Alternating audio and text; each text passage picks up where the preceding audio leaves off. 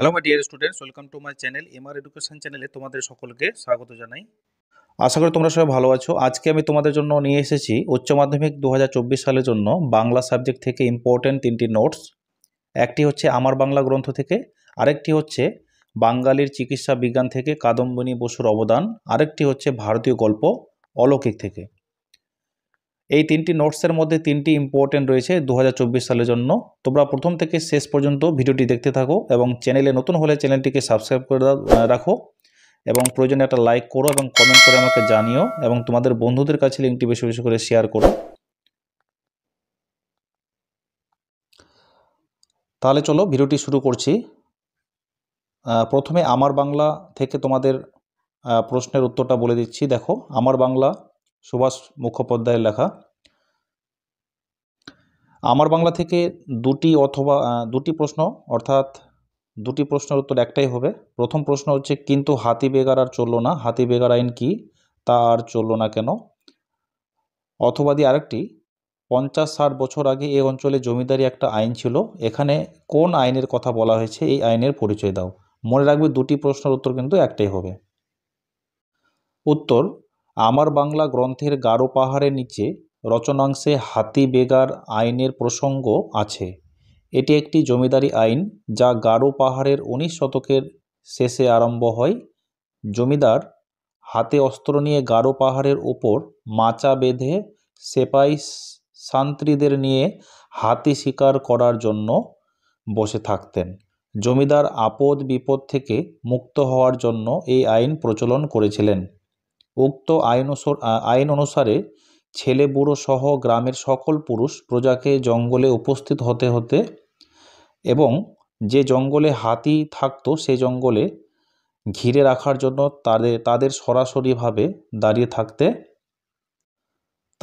থাকতে হতো। কিন্তু এ কাজের বিনিময়ে প্রজাদের কোনো খাবার দেওয়া হতো না।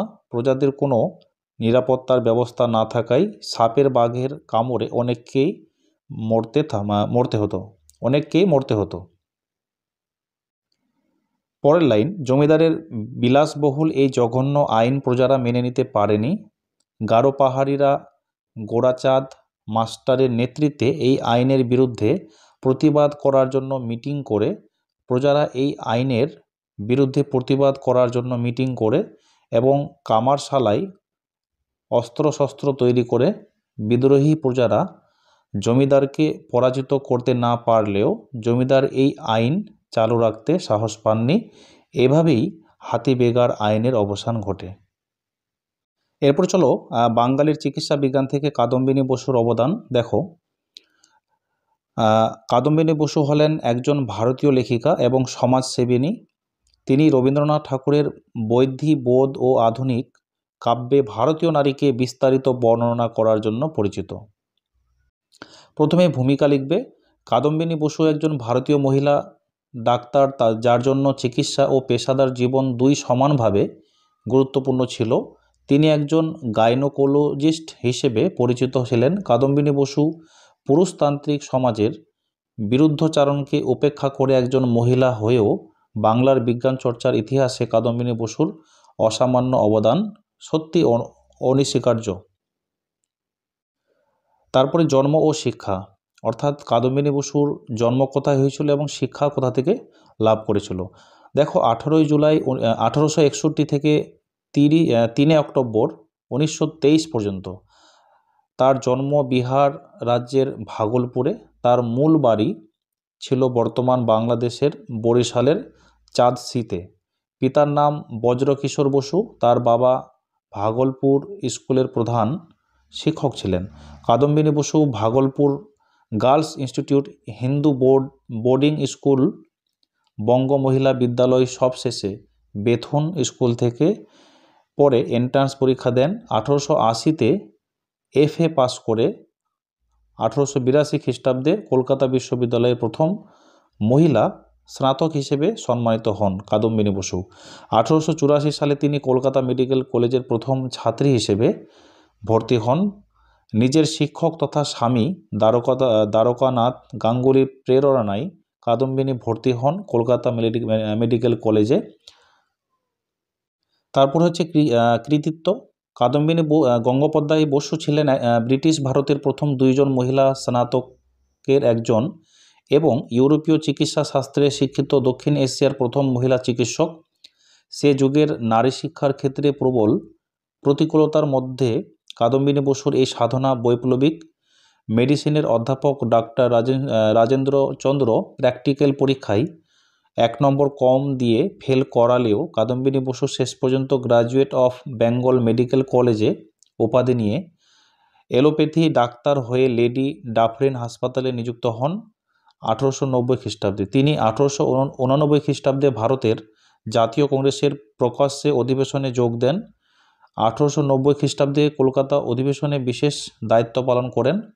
কলকাতা অধিবেশনে তিনি ছিলেন প্রথম মহিলা বক্তা। তারপর হচ্ছে স্বীকৃতি। অবশেষে অধ্যক্ষ প্রদত্ত graduate of Bengal medical college certificate পেয়ে তিনি চিকিৎসক রূপে লেডি ডাফরিন হাসপাতালে নিযুক্ত হন।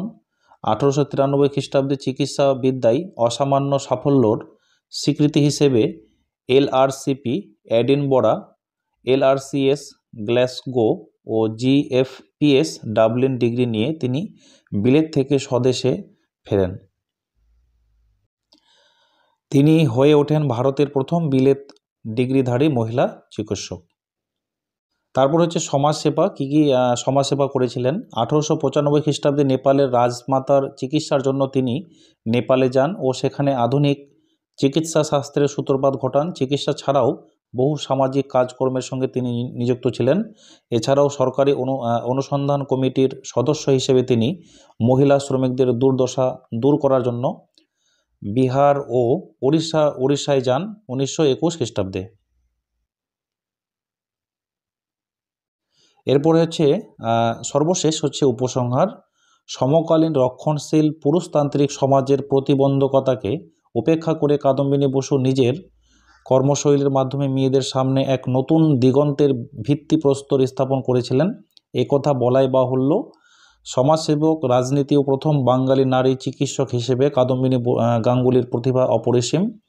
তার এই অসামান্য কর্মকাজের জন্য একজন মহিলার চিকিৎসক হিসেবে কাদম্বিনী বসুর নাম ভারতের মেধাস্থানে আছে। এরপর চলো ভারতীয় গল্প থেকে অলৌকিক থেকে যে প্রশ্নটি তোমাদের বলবো, উত্তরটি বলবো। গল্পটা আমাদের স্কুলে শোনানো হলো। গল্পটা কি? স্কুলে গল্পটা শুনে লেখকের কি প্রতিক্রিয়া হয়েছিল? 4+1 2015 সালে প্রশ্নটি এসেছিল। বুঝতেই পারছো কতটা ইম্পর্টেন্ট রয়েছে। তোমরা যারা চ্যানেলটিকে এখনও সাবস্ক্রাইব করোনি, তোমরা চ্যানেলটিকে সাবস্ক্রাইব করে রাখো। এরকম সাজেশন এবং নোটস পাওয়ার জন্য MR এডুকেশন চ্যানেলটিকে সাবস্ক্রাইব করে রাখো, পরবর্তী গুরুত্বপূর্ণ ভিডিওগুলি সবার আগে পাওয়ার জন্য। দেখো উত্তরে বলা হচ্ছে কর্তার সিং দুগ্গলের অলৌকিক গল্পে গুরু নানকের মহৎ জীবনের কিছু অংশ তুলে ধরা হয়েছে। কোনো এক ভয়ঙ্কর গ্রীষ্মের দুপুরে গুরু নানক তার শিষ্যদের নিয়ে হাঁটতে হাঁটতে এসে পৌঁছলেন হাসান আবদালের জঙ্গলে।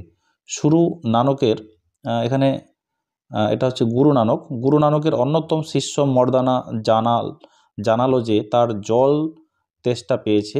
গুরু নানক তাকে জানালেন যে পাহাড়ের চূড়োতে বলি কান্ধারীর আশ্রমের কুয়োতেই জল পাওয়া যাবে। গুরুর কথা মতো মর্দানা 3 বার বলি কি আশ্রমে গিয়েছিল, কিন্তু বলি কান্ধারী তার দিতে অস্বীকার করেন।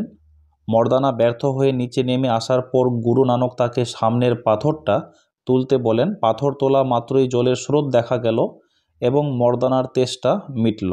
ওদিকে বলি কান্ধারীর কুয়ো ততক্ষণে জলশূন্য হয়ে গেছে। নিচে বাবলা গাছের তলায় গুরু নানক শিষ্যদের নিয়ে বসেছিলেন। বলি কান্ধারী রেগে পাথরের একটা চাঙড় নিচের দিকে গড়িয়ে দেন। গুরু নানক সকলকে শান্ত স্বরে জয় নিরঙ্কুর ধ্বনি দিতে বলেন এবং পাথরটা কাছে আসতেই তিনি হাত দিয়ে থামিয়ে দিলেন। সেই পাথরের গায়ে নাকি এখনও গুরু নানকের হাতের ছাপ রয়েছে, রয়ে গেছে। এই গল্পটি লেখক শুনেছিলেন তার মায়ের কাছে, কিন্তু গল্পের শেষ অংশটা তার বিশ্বাস হতো না, কারণ গড়িয়ে পড়া পাথরের চাঙড় হাত দিয়ে থামানো কার্যত অসম্ভব। লেখকের কাছে এই ঘটনা অলৌকিক বলে মনে হয়েছিল।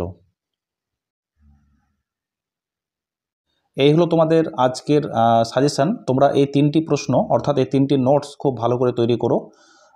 নোটসটি খুবই স্ট্যান্ডার্ড রয়েছে, খুব সুন্দর করে আমি তৈরি করেছি তোমাদের জন্য। তোমরা এই 3টি প্রশ্ন ভালো করে পড়তে থাকো। আজকের মতো ভিডিওটি এখান থেকেই শেষ করছি। তোমরা ভালো থেকো, সুস্থ থেকো। Thanks for watching. দেখা হবে পরবর্তী ভিডিওতে।